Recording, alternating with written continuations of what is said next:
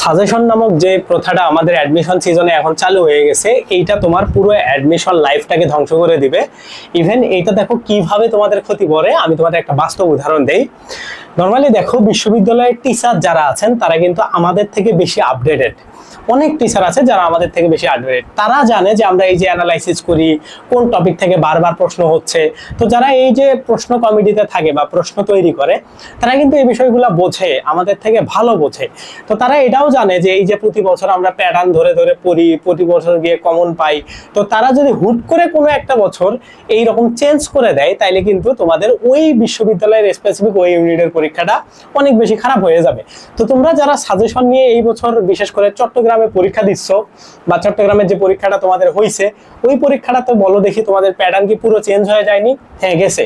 তো আপকামিং যে বিশ্ববিদ্যালয়গুলো তোমাদের আছে, যেমন রাজশাহীর পরীক্ষা আছে, গুচ্ছের পরীক্ষা আছে, খুলনার পরীক্ষা আছে, তো এমন বিশ্ববিদ্যালয়গুলোতে এই রকম আলাদা একটা নতুন প্যাটার্নে কি প্রশ্ন হওয়ার চান্স আছে কিনা বলো? অবশ্যই আছে।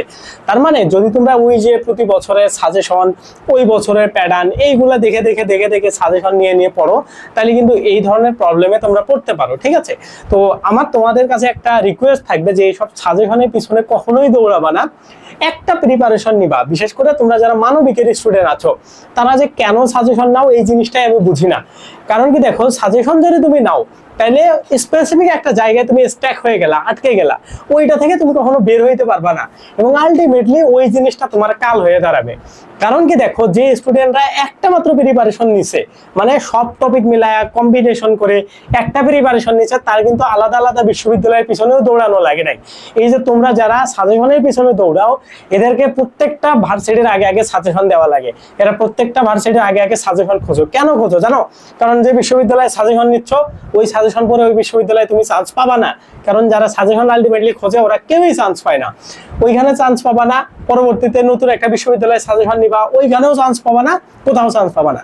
তুমি খেয়াল করে দেখবা, যে বন্ধুটা তোমার একটা কম্বিনেশনের মানে একটা কম্বাইন্ড প্রিপারেশন নিছে, সবকিছুর কম্বিনেশন ঠিকঠাক রেখে মোটামুটি সব টপিক পড়ছে যেগুলো ইম্পর্টেন্ট, সব বিশ্ববিদ্যালয়ে আছে এমন টপিকগুলো পড়ছে, ও দেখবা কোনো সাজেশনের পিছনে দৌড়ায় না, এবং ওই অনেক ভালো ভালো বিশ্ববিদ্যালয়ে চান্স পেয়ে যায়।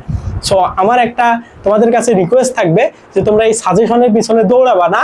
ইভেন এখন টিচাররা তোমাদের থেকে অনেক বেশি চালাক হয়ে গেছে, যারা প্রশ্ন করে এসব সাজেশন থেকে কখনোই তারা প্রশ্ন করে না, প্রশ্ন প্যাটার্ন চেঞ্জ করে দিয়ে তোমাদের আটকে দেয়, এবং আলটিমেটলি যারা সাজেশনের পিছে ঘোরো তারা চান্স পাও না এবং পরীক্ষাতে খারাপ করো। সো তোমাদের কাছে আমার এইটাই পরামর্শ থাকবে, সব সাজেশন বাদ দাও, একটা কম্বাইন্ড প্রিপারেশন নাও। এই টপিকগুলো ইম্পর্টেন্ট এই বিশ্ববিদ্যালয়ের জন্য, ওকে, ওই টপিক তুমি পড়বাই, পাশাপাশি যে টপিকগুলো ইম্পর্টেন্ট না, অন্য বিশ্ববিদ্যালয়ের জন্য ইম্পর্টেন্ট, সেগুলোও পড়বা। এভাবে পড়ো, দেখবা তুমি চান্স পেয়ে যাবা। আল্লাহ হাফেজ।